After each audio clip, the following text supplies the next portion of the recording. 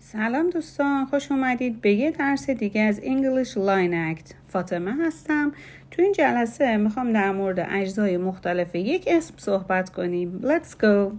دوستان اسم جنیفر لوپز رو در نظر بگی که 100% فکر میکنم هممون میشناسیمش یا حداقل یک بار به گوشمون خورده. اسم ایشون در واقع اسم کامل ایشون جنیفر لین لوپز هستش که شامل 3 پارته. جنیفر first name هستش. first name یعنی اسم اول، اسم کوچیک، مثل زهرا، جان، محسن. لوپز فامیلی ایشون هستش که بهش میگن last name یا family name، مثل محمدی، مرادی. لین که بین جنیفر و لوپز اومده بهش میگن middle name که ما ایرانی ها نداریمشون و بیشتر خارجی ها و آمریکایی ها دارن که بهش میگن middle name و به اسم کامل میگن full name. مثلا جنیفر لین لوپز میشه full name.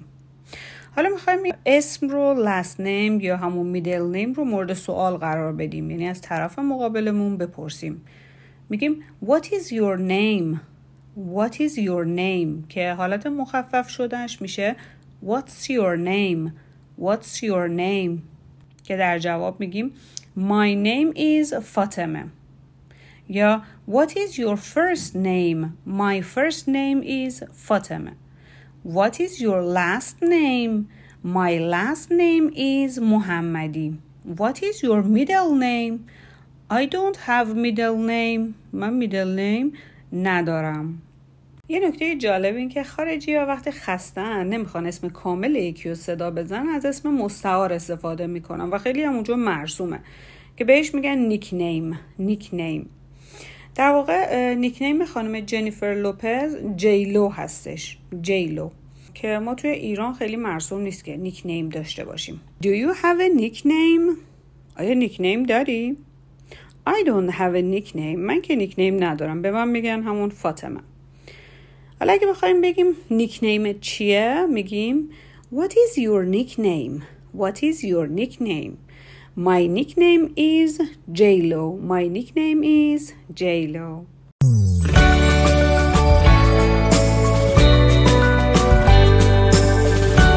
Possessive adjectives، صفات ملکی.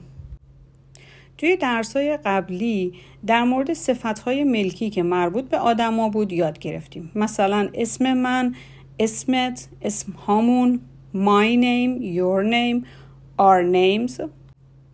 امروز در مورد صفت ملکی که مربوط به اشیا هست صحبت می‌کنیم. اون یک صفت مال اون شیء. مثلا یک دفتر رو در نظر بگیرید، می‌خوایم بگیم رنگش، وزنش. این رو توی 3 جمله میخوام بگم. توی جمله اول میایم اون شی رو معرفی میکنیم. مثلا It is a notebook. این است یک دفتر.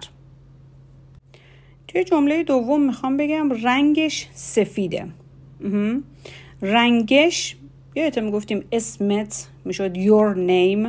خب حالا این رنگش، این شی که به رنگ میچسبه میشه its color رنگش is white است سفید.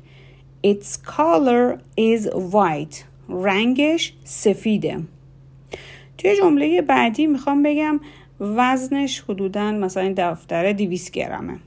وزنش میشه its weight یعنی وزن، its یعنی شیء که به اون وزنه میچسبه.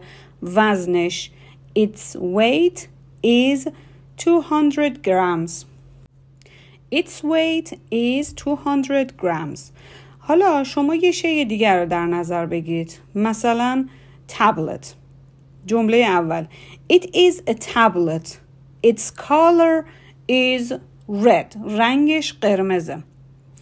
Its weight وزنش is 1 کیلوگرم. وزنش 1 کیلوگرمه. اینطور مثال بزنید و توی کامنت برام بنویسید. See you next time.